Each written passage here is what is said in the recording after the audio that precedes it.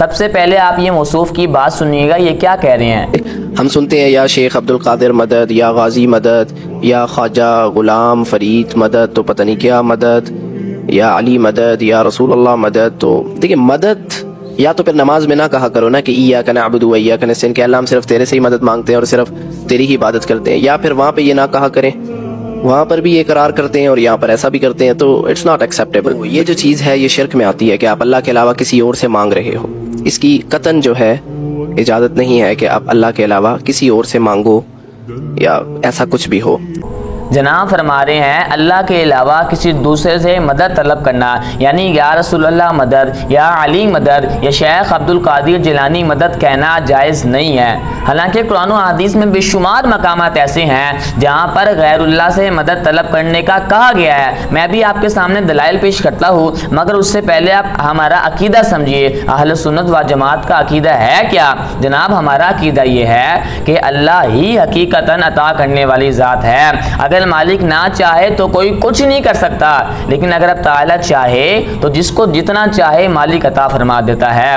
اسی طرح حضرات انبیاء کرام علیہم السلام جو ہیں وہ اور اللہ کے نیک ولی جو ان سے ہیں، اللہ کے نیک صالحین جو ان سے بندے ہیں، رب تعالیٰ کی نعمتیں اللہ ہی کی عطا سے آگے تقسیم کرتے ہیں، اور جب وہ تقسیم کرتے ہیں تو پھر ان سے مانگنے میں بھی کوئی حرج نہیں۔ یہ ہے ہمارا عقیدہ۔ دیکھیں غیر اللہ سے مدد طلب کرنا کوئی فرض یا واجب نہیں ہے، لیکن یہ جائز فعل ہے اور یہ قرآن و سنت سے ثابت ہے، اس لیے اس کا انکار کرنا بھی درست نہیں۔ یہ ہے ہمارا عقیدہ۔ اب آئیے قرآن کی طرف، قرآن کیا کہتا ہے؟ غیر اللہ سے مدد طلب کرنے کے حوالے سے قرآن کہتا ہے یا ایھا الذین آمنوا استعینوا بالصبر والصلاۃ، دوسرا پارہ سورہ بقرہ کے اندر اب تعالیٰ ارشاد فرماتا ہے اے ایمان والو صبر اور نماز سے مدد طلب کرو۔ اعلیٰ حضرت امام اہل سنت یہاں فرماتے ہیں اللہ تعالیٰ نے اس آیت کریمہ کے اندر دو چیزوں کا ذکر فرمایا، نماز کا اور صبر کا، اور یہ دونوں ہی خدا نہیں ہے، یعنی غیر اللہ ہے، غیر خدا ہے نا، نہ نماز خدا ہے نہ صبر خدا ہے۔ رب تعالیٰ نے یہاں پر ان دو چیزوں کا ذکر فرمایا ہے، اس کی کوئی وجہ بھی تو ہونی چاہیے نا۔ وجہ یہ ہے کہ رب تعالیٰ کو یہ دونوں چیزیں بہت پسند ہے، تو معلوم یہ ہوا جو رب تعالیٰ کو پسند ہو اس سے مدد طلب کرنا بھی جائز ہے۔ تو اب آپ مجھے یہ بتائیے حضرات انبیاء کرام علیہ السلام رب تعالیٰ کو پسند نہیں ہے؟ کیا صدیقین اور شہداء اور صالحین رب تعالیٰ کو پسند نہیں ہے؟ بالکل پسند ہے، چاہے وہ بغداد کا سیدنا عبد القادر جیلانی ہو یا لاہور کا داتا علی حجویری ہو، یہ تمام رب تعالیٰ کے ہاں مقبول ہستیاں ہیں، لہٰذا ان سے مدد طلب کرنا بھی جائز ہے۔ غزوہ بدر کے اندر مسلمانوں کی مدد کس نے کی تھی؟ یہ آسمان سے فرشتے نازل ہوئے تھے۔ رب تعالیٰ نے سورہ انفال کے اندر یہ تمام واقعہ غزوہ بدر کا بیان فرما دیا، فرشتوں کی تعداد بھی بیان فرما دی۔ اب آپ سے میرا سوال یہ ہے جو آسمان سے فرشتے نازل ہوئے تھے کیا وہ خدا تھے؟ جی نہیں جی، وہ خدا نہیں تھے، غیر اللہ تھے نا۔ رب تعالیٰ کی مخلوق ہے، غیر اللہ ہے، رب تعالیٰ کی عطا سے، رب تعالیٰ کی طاقت سے، رب تعالیٰ کی مرضی سے اس زمین پر آئے تھے، آ کر مسلمانوں کی مدد کی تھی۔ بالکل اسی طرح ہمارا عقیدہ بھی یہ ہونا چاہیے، اللہ کے برگزیدہ نیک جو بندے ہیں، صالحین جو ان سے ہے، رب تعالیٰ ہی کی عطا سے، مالک کی جناب مرضی کے ساتھ ہی وہ اپنے اللہ ہی کی مخلوق کی مدد کر سکتے ہیں، بالکل جائز ہے، ان سے مدد طلب کرنا جائز ہے۔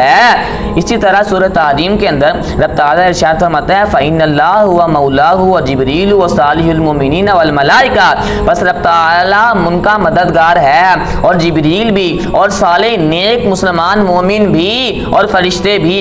اب آپ مجھے یہ بتائیے اللہ تعالیٰ اتنا بھی تو فرما سکتا تھا نا کہ میں مددگار ہوں، بلکہ رب تعالیٰ نے اپنا ذکر بھی فرمایا، رب تعالیٰ نے جبریل کا ذکر بھی فرمایا، رب تعالیٰ نے نیک لوگوں کا ذکر بھی فرمایا، صالح المومنین، رب تعالیٰ نے نیک لوگوں کا ذکر فرمایا اور فرشتوں کا بھی ذکر فرمایا۔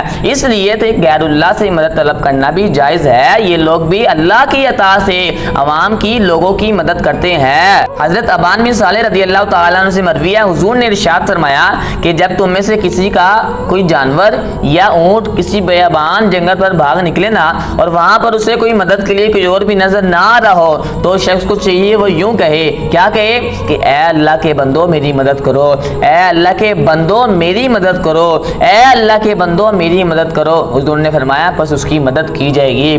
دیکھیں اس حدیث شریف کے اندر نبی کریم رؤوف الرحیم صلی اللہ علیہ وسلم نے یوں نہیں فرمایا کہ اللہ سے مدد طلب کر، بلکہ یوں فرمایا بندوں سے غیر اللہ سے مدد طلب کر، تیری مدد کی جائے گی۔ بس اس حدیث سے بھی ثابت ہوا غیر اللہ سے مدد طلب کرنا بھی جائز ہے۔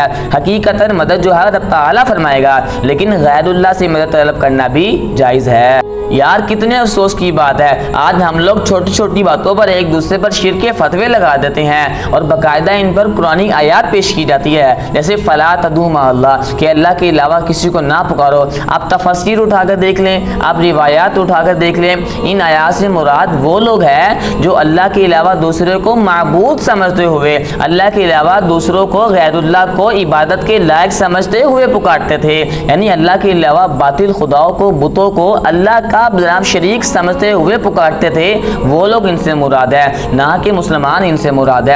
حضرت عبداللہ ابن عمر رضی اللہ تعالی عنہما کے نزدیک سب سے بدترین انسان، سب سے بدترین لوگ وہ تھے جو کفار کے بارے میں نازل ہونے والی آیات کا اطلاق مسلمانوں پہ کرتے تھے۔ اس لیے میرے بھائی ان چیزوں سے بچا دے، اور اللہ تعالیٰ کے اور اللہ کے نیک لوگوں سے مدد طلب کرنا بھی جائز ہے، ان سے کسی قسم کی کوئی قباحت نہیں۔